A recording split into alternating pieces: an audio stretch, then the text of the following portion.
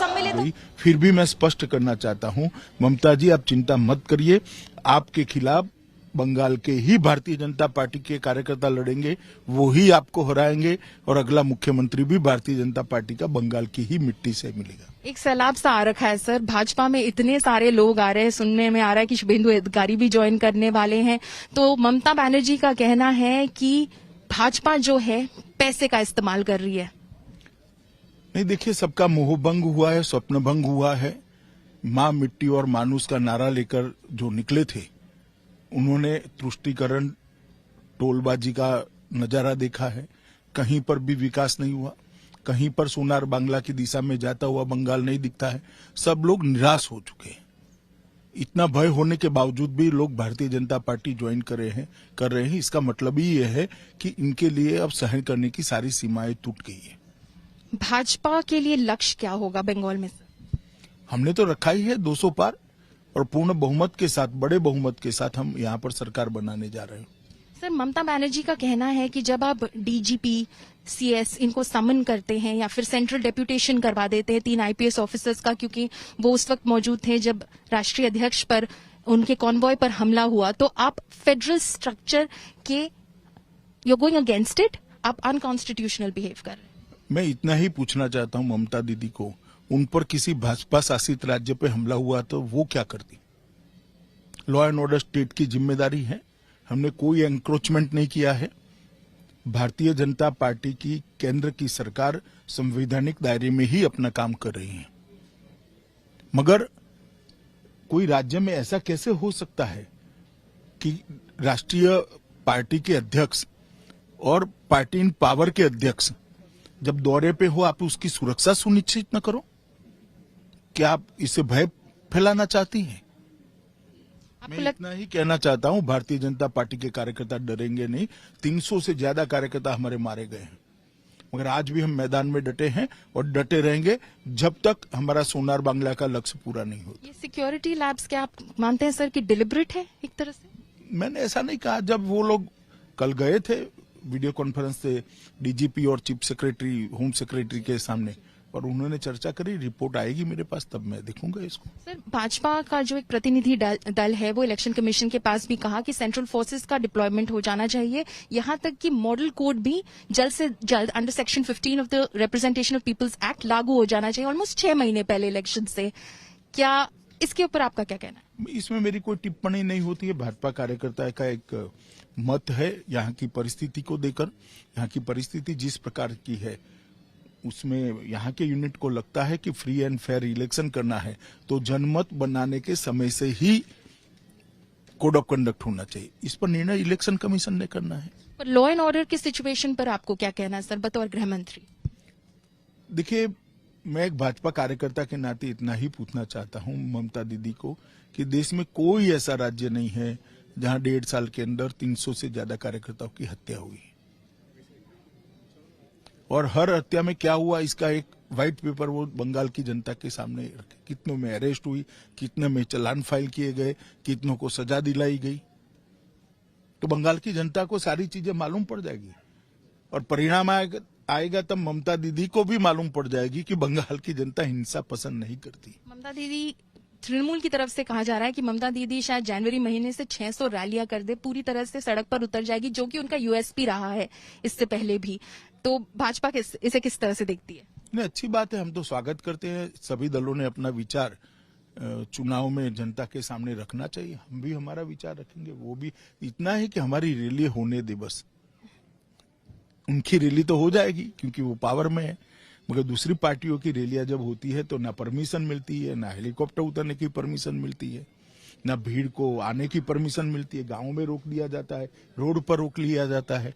तो ममता दीदी अपनी रैली करे मगर दूसरों को भी करने दें। एक ममता दीदी और इस लोकेशन को जोड़ते हुए सवाल है सर कि आप एक किसान के घर में भोजन कर रहे थे इस वक्त। ममता दीदी जो पावर में आई 2011 में, एक किसानों की नेत्री के तौर पर आई, नंदीग्राम और शिंगूर के बलबूते पर आई, तो आप लगता है वो इमेज, वो परसेप्शन आप ब्रेक कर पाएंगे? देखिए, यहाँ पर प्रधानमंत्री आवास योजना का घर तो दिखाई पड़ता है, मगर प्रधानमंत्री ने भेजा हुआ 6,000 रुपया इनको नहीं मिलता है क्योंकि ममता दीदी रोककर बैठ गई।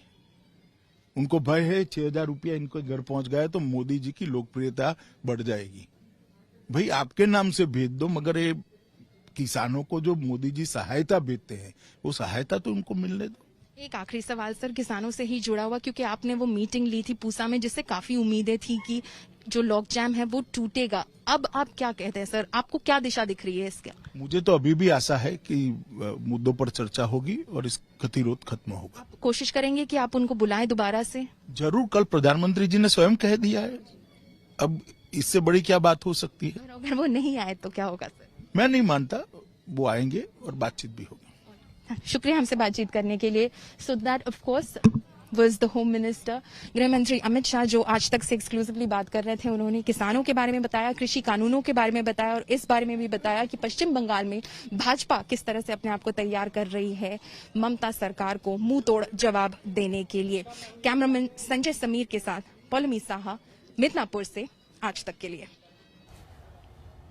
तो ये एक्सक्लूसिव बातचीत अमित शाह की हमारी सहयोगी पौलमी साहा के साथ, जिसमें सारी बातों के सवाल उन्होंने दिए। उन्होंने कहा कि मिशन बंगाल पर आज तक पर क्या कुछ बोले ये हम आपको बता देते हैं। सबसे पहले सोनार बांग्ला, जो सपना ममता बनर्जी ने दिखाया था लेकिन नहीं हुआ, वो भाजपा पूरा करेगी, भाजपा जीतेगी, टारगेट 200 और 200 के पार ही जाएंगे। ये भी कहा कि मुख्यमंत्री भी बीजेपी का ही होगा, बंगाल में पूर्ण बहुमत के साथ सरकार बनाएंगे। इससे पहले नवंबर में जब अमित शाह वहां पहुंचे थे तब भी 200 का टारगेट दिया था, कहा यह था कि 200 पार अब की बार, और मुख्यमंत्री भी बीजेपी का होगा। मिशन बंगाल पर आज तक से एक्सक्लूसिव बातचीत में गृह मंत्री अमित शाह ने यह बातचीत की है। कहां? उस जगह पर जहां भोजन के लिए पहुंचे थे, कालीचुड़ी, मिदनापुर, सनातन सिंह के घर पर, किसान के घर पर भोजन किया और उसके बाद आज तक से बातचीत और यहीं से हुंकार भरी। चलेंगे सीधा, हमारे साथ मनोज्ञा लोईवाल भी जुड़ चुकी है। मनोज्ञा, फिर से वही बात, सोनार बांग्ला का सपना ममता ने दिखाया, पूरा नहीं किया, बीजेपी करेगी और अब की बार 200 पार।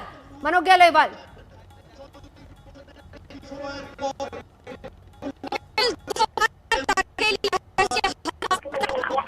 टारगेट तक पहुंचने के लिए हर रास्ता मुहैया भी कर लेती है, भले ही वो केंद्र की या फिर राज्य सरकार यानी कि राज्य की बीजेपी की लीडरशिप। हर पार्टी का कार्यकर्ता ये बात कह रहा है और इसे दोहरा रहा है। आसान नहीं होगी ये टक्कर। ममता बनर्जी 10 वर्ष राज किया है बंगाल में। मनोज्ञा, मैं रोकूंगी आपको, सीधा चलेंगे। पौलमी भी हमारे साथ लगातार क्योंकि जुड़ी हुई है। पौलमी, एक्सक्लूसिव बातचीत आपने की, हमने सुनी, हमने दिखाया किस तरीके से आज तक से खास बातचीत में गृह मंत्री अमित शाह ने कहा कि मिशन बंगाल क्या है, अब की बार 200 पार, सोनार बांग्ला का सपना पूरा होगा और बीजेपी इसको करके दिखाएगी, मुख्यमंत्री भी उन्हीं का होगा। पौलमी।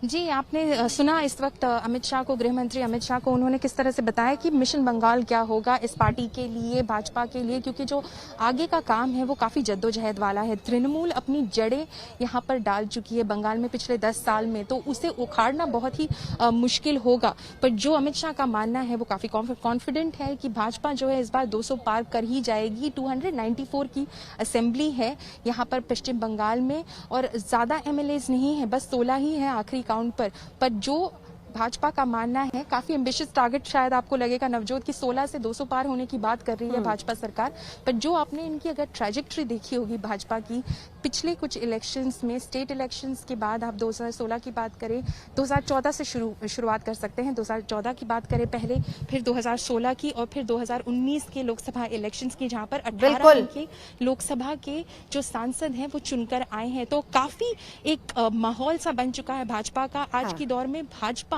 टक्कर दे रही है तृणमूल को, ना कि सीपीएम या कांग्रेस। टारगेट बड़ा है लेकिन कॉन्फिडेंस भी साफ तौर पर छलक रहा है। एक्सक्लूसिव बातचीत, आज तक से एक्सक्लूसिव बातचीत में अमित शाह ने किस तरीके से इस मिशन के बारे में बताया, अब की बार 200 पार कैसे होगा मुमकिन, सुनिए जरा। जो पूरे विश्व को अपना घर मानती है, इतनी संकीर्ण राजनीति कभी भी ये भाषा बंगाल में पहले नहीं बोली गई। फिर भी मैं स्पष्ट करना चाहता हूं, ममता जी आप चिंता मत करिए, आपके खिलाफ बंगाल के ही भारतीय जनता पार्टी के कार्यकर्ता लड़ेंगे, वो ही आपको हराएंगे और अगला मुख्यमंत्री भी भारतीय जनता पार्टी का बंगाल की ही मिट्टी से मिलेगा। एक सैलाब सा आ रखा है सर, भाजपा में इतने सारे लोग आ रहे हैं, सुनने में आ रहा है कि शुभेंदु अधिकारी भी ज्वाइन करने वाले हैं। तो ममता बनर्जी का कहना है कि भाजपा जो है पैसे का इस्तेमाल कर रही है। नहीं, देखिए, सबका मोहभंग हुआ है, स्वप्न भंग हुआ है। माँ मिट्टी और मानुष का नारा लेकर जो निकले थे, उन्होंने तुष्टीकरण, टोलबाजी का नजारा देखा है। कहीं पर भी विकास नहीं हुआ, कहीं पर सोनार बांग्ला की दिशा में जाता हुआ बंगाल नहीं दिखता है। सब लोग निराश हो चुके हैं। इतना भय होने के बावजूद भी लोग भारतीय जनता पार्टी ज्वाइन कर रहे हैं। इसका मतलब ही यह है कि इनके लिए अब सहन करने की सारी सीमाएं टूट गई है। भाजपा के लिए लक्ष्य क्या होगा बंगाल में? हमने तो रखा ही है 200 पार, और पूर्ण बहुमत के साथ, बड़े बहुमत के साथ हम यहाँ पर सरकार बनाने जा रहे हैं। सर, ममता बनर्जी का कहना है कि जब आप डीजीपी, सीएस इनको समन करते हैं या फिर सेंट्रल डेप्यूटेशन करवा देते हैं 3 आईपीएस ऑफिसर्स का, क्योंकि वो उस वक्त मौजूद थे जब राष्ट्रीय अध्यक्ष पर उनके कॉन्वॉय पर हमला हुआ, तो आप फेडरल स्ट्रक्चर के यू गोइंग अगेंस्ट इट, आप अनकॉन्स्टिट्यूशनल बिहेव कर रहे हैं। मैं इतना ही पूछना चाहता हूं ममता दीदी को, उन पर किसी भाजपा शासित राज्य पे हमला हुआ तो वो क्या करती? लॉ एंड ऑर्डर स्टेट की जिम्मेदारी है। हमने कोई एंक्रोचमेंट नहीं किया है। भारतीय जनता पार्टी की केंद्र की सरकार संवैधानिक दायरे में ही अपना काम कर रही है। मगर कोई राज्य में ऐसा कैसे हो सकता है कि राष्ट्रीय पार्टी के अध्यक्ष और पार्टी इन पावर के अध्यक्ष जब दौरे पे हो, आप उसकी सुरक्षा सुनिश्चित न करो?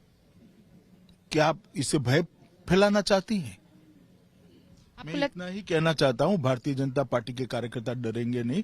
300 से ज्यादा कार्यकर्ता हमारे मारे गए हैं, मगर आज भी हम मैदान में डटे हैं और डटे रहेंगे जब तक हमारा सोनार बांग्ला का लक्ष्य पूरा नहीं होता। ये सिक्योरिटी लैब्स क्या आप मानते हैं सर कि डिलिबरेट है एक तरह से? मैंने ऐसा नहीं कहा। जब वो लोग कल गए थे वीडियो कॉन्फ्रेंस से डीजीपी और चीफ सेक्रेटरी, होम सेक्रेटरी के सामने, और उन्होंने चर्चा करी, रिपोर्ट आएगी मेरे पास, तब मैं देखूंगा इसको। सर, भाजपा का जो एक प्रतिनिधि दल है वो इलेक्शन कमीशन के पास भी कहा कि सेंट्रल फोर्सेस का डिप्लॉयमेंट हो जाना चाहिए, यहां तक कि मॉडल कोड भी जल्द से जल्द under section 15 of the representation of peoples act लागू हो जाना चाहिए, ऑलमोस्ट 6 महीने पहले इलेक्शन से। क्या इसके ऊपर आपका क्या कहना है? इसमें मेरी कोई टिप्पणी नहीं होती है। भाजपा कार्यकर्ता का एक मत है यहाँ की परिस्थिति को देकर। यहाँ की परिस्थिति जिस प्रकार की है, उसमें यहाँ के यूनिट को लगता है कि फ्री एंड फेयर इलेक्शन करना है तो जनमत बनाने के समय से ही कोड ऑफ कंडक्ट होना चाहिए। इस पर निर्णय इलेक्शन कमीशन ने करना है। पर लॉ एंड ऑर्डर की सिचुएशन पर आपको क्या कहना है सर, बतौर गृह मंत्री?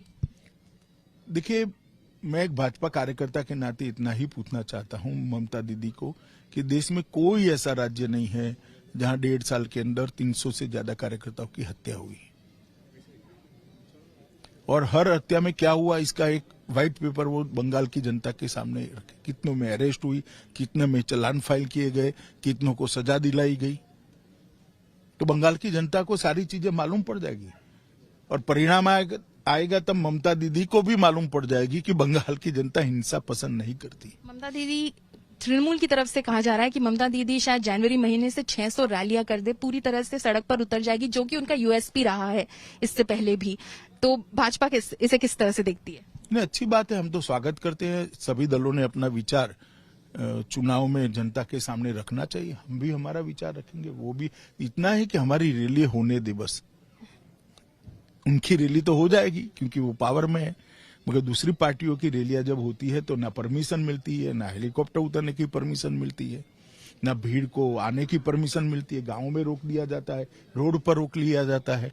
तो ममता दीदी अपनी रैली करे मगर दूसरों को भी करने दें। एक ममता दीदी और इस लोकेशन को जोड़ते हुए सवाल है सर कि आप एक किसान के घर में भोजन कर रहे थे इस वक्त। ममता दीदी जो पावर में आई 2011 में, एक किसानों की नेत्री के तौर पर आई, नंदीग्राम और शिंगूर के बलबूते पर आई, तो आप लगता है वो इमेज, वो परसेप्शन आप ब्रेक कर पाएंगे? देखिए, यहाँ पर प्रधानमंत्री आवास योजना का घर तो दिखाई पड़ता है, मगर प्रधानमंत्री ने भेजा हुआ 6,000 रुपया इनको नहीं मिलता है, क्योंकि ममता दीदी रोककर बैठ गई। उनको भय है 6,000 रुपया इनको घर पहुंच गया तो मोदी जी की लोकप्रियता बढ़ जाएगी। भाई, आपके नाम से भेज दो, मगर ये किसानों को जो मोदी जी सहायता भेजते हैं वो सहायता तो उनको मिलने दो। एक आखिरी सवाल सर, किसानों से ही जुड़ा हुआ, क्योंकि आपने वो मीटिंग ली थी पूसा में जिससे काफी उम्मीदें थी कि जो लॉक जैम है वो टूटेगा। अब आप क्या कहते हैं सर, आपको क्या दिशा दिख रही है इसका? मुझे तो अभी भी आशा है कि मुद्दों पर चर्चा होगी और इस गतिरोध खत्म होगा। आप कोशिश करेंगे कि आप उनको बुलाएं दोबारा से? जरूर, कल प्रधानमंत्री जी ने स्वयं कह दिया है। अब इससे बड़ी क्या बात हो सकती है? अगर वो नहीं आए तो क्या होगा सर? मैं नहीं मानता, वो आएंगे और बातचीत भी होगी। शुक्रिया हमसे बातचीत करने के लिए। So that of course was the home minister, गृह मंत्री अमित शाह, जो आज तक से एक्सक्लूसिवली बात कर रहे थे। उन्होंने किसानों के बारे में बताया, कृषि कानूनों के बारे में बताया और इस बारे में भी बताया कि पश्चिम बंगाल में भाजपा किस तरह से अपने आप को तैयार कर रही है ममता सरकार को मुंह तोड़ जवाब देने के लिए। कैमरामैन संजय समीर के साथ पौलमी साहा, मिदनापुर से आज तक के लिए। तो मिशन बंगाल 200 पार अब की बार और किस तरह की तैयारियां हैं, एक्सक्लूसिव बातचीत हम आपको दिखा रहे थे। गृह मंत्री अमित शाह ने आज तक के साथ एक्सक्लूसिव बातचीत में तैयारियां कैसी हैं, किस तरीके से उस 200 का टारगेट पूरा होगा, उस पर बातचीत की आज तक। तो मिदनापुर के बालेश्वरी में जहां पर किसान परिवार के बीच पहुंचे थे गृह मंत्री अमित शाह, सतनाम सिंह किसान जिसके परिवार के बीच पहुंचे और फिर उसके बाद आज तक से एक्सक्लूसिव बातचीत में मिशन बंगाल पर अमित शाह ने कहा कि जनता निराश है, इसीलिए लोग बीजेपी के साथ जुड़ रहे हैं। लक्ष्य इस बार 200 पार का है, क्योंकि सोनार बांग्ला का सपना ममता बनर्जी पूरा नहीं कर पाई, तो उसी लक्ष्य को लेते हुए इस बार 200 पार का लक्ष्य जो बीजेपी ने रखा है, पूर्ण बहुमत की सरकार बनेगी, मुख्यमंत्री बीजेपी का होगा। उन्होंने सीधे तौर पर सुरक्षा को लेकर भी बात कही। जब किसी पार्टी के अध्यक्ष की सुरक्षा को सुनिश्चित नहीं किया जाता तो फिर ऐसे में इलाके की सुरक्षा व्यवस्था पर सवाल उठते हैं। 300 कार्यकर्ता मारे गए 1.5 साल में, इसका जिक्र भी अमित शाह ने कहा। उन्होंने कहा लेकिन फिर भी हम डटे रहे, लक्ष्य की तरफ हम डटे रहे। परिस्थितियां जिस हिसाब से हैं उस हिसाब से ही इलेक्शन कमीशन को आगे का निर्णय लेना चाहिए, फैसला लेना चाहिए। सवाल किया गया कि 600 रैलियां ममता बनर्जी करेंगे, अमित शाह ने सीधे तौर पर कहा कि लोकतंत्र है। और इस बीच हम आपको यह भी बता दें कि कौन कौन लोग, यानी कि 10 के करीब ऐसे नेता बताए जा रहे हैं कि जो कि आज बीजेपी में शामिल होंगे। सुनील मंडल, बनश्री मेहती, ये सभी लोग आज शामिल होंगे बीजेपी में। विश्वजीत कुंडू, उनके भी शामिल होने की खबर आ रही है। सैकित मांझा, ये सभी लोग शामिल होंगे। 3 मंच बनाए गए हैं और तीनों मंचों पर अलग अलग लीडर्स, अलग अलग नेता वहां पर होंगे। शीलभद्र दत्ता, सुखराम मुंडा, ये सभी लोग आज शामिल होंगे।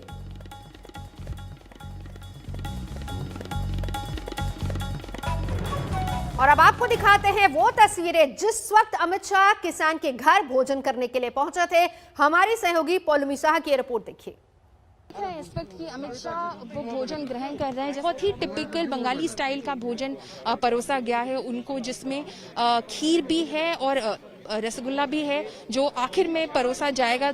जबकि मुझे दिखाई दे रहा है कि शायद कटोरियों में पहले ही साइड में रख दिया गया है। और चावल जो है, रोटी का भी ऑप्शन होता है, पर बंगाली खाना ज्यादातर जो है वो चावल के साथ ही परोसा जाता है और खाया भी जाता है। और वही अमित शाह भी मजे लेकर इस वक्त खा रहे हैं। 2 तरह की दाल है जो बताया गया था और 2 तरह की सब्जी भी है जो परोसी गई है। और भाजा, इसे कहते हैं भाजा जिसे कहते हैं, जो कि फ्राइड होता है, जैसे आलू भाजा जिसे कहते हैं वो आलू फ्राई होता है। तो पोटल फ्राई भी कहते हैं, पोटल भी है जो परवल है। आपको बता रही हूँ, शायद आपको लगेगा कि बहुत सारे आइटम्स हैं ये, बट ये बहुत basic, simple, typical, authentic Bengali items हैं जो आपको हर बार, अगर कोई बेसिक खाना आपको परोस रहा है, अचानक से भी किसी बंगाली घर में कोई मेहमान आ जाए तो इतना तो परोस ही देंगे आपको कि चावल, दाल, मूंग दाल होगी और फिर होगा आलू भाजा, पोटल भाजा। ये बहुत बेसिक होता है। ये सामान आपको आराम से बंगाली घरों में मिल जाएगा और इसी चीज को परोसा जाता है। ये शुद्ध शाकाहारी सिंपल सा मील है जो बंगाली फैमिलीज में परोसा जाता है। और स्पेशली वीकेंड पर भी इस तरह का खाना आपको नजर आएगा लोगों के टेबल्स पर लंच के दौरान, क्योंकि सिंपल खाना चाहते हैं लोग, लाइट खाना चाहते हैं।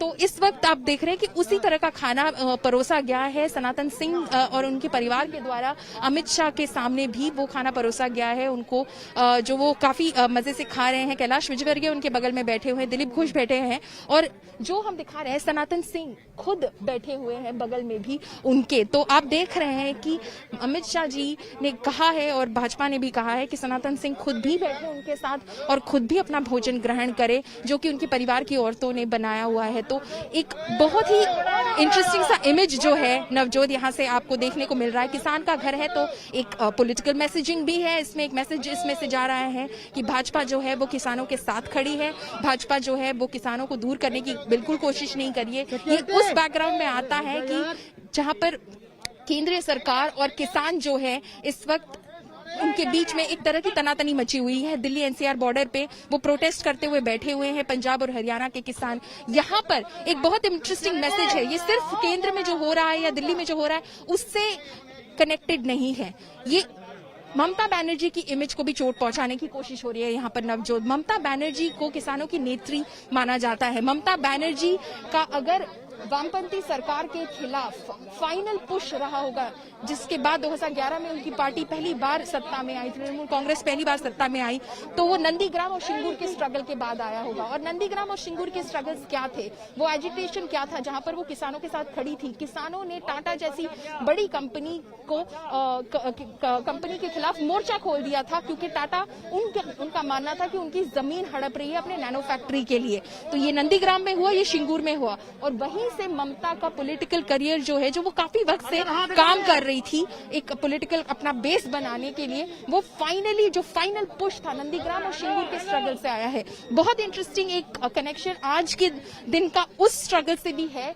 कि शुभेंदु अधिकारी, जिन माना जा रहा है कि शुभेंदु अधिकारी आज इसी प्रोग्राम के बाद, इस लंच के बाद, जब महापब्लिक रैली में अमित शाह पहुंचेंगे और वो उसे एड्रेस करेंगे, तो उस एड्रेस में शुभेंदु अधिकारी का जो है, शुभेंदु अधिकारी जो है वो उनका एसोसिएशन नंदीग्राम के स्ट्रगल के साथ ही है।